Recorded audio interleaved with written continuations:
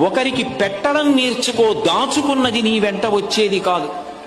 నరసింహశతక కర్తే ఒక మాట అంటాడు, తల్లి గర్భము నుండి ధనము తేడెవ్వడు, వెళ్ళిపోయేడినాడు వెంటరాదు. లక్షాధికారైన లవణమన్నమే కాని మెరుగు బంగారంబు మింగబోడు. విత్తమార్జన చేసి విర్రవీగుట కాని కూడబెట్టిన సొమ్ము కుడువలేడు.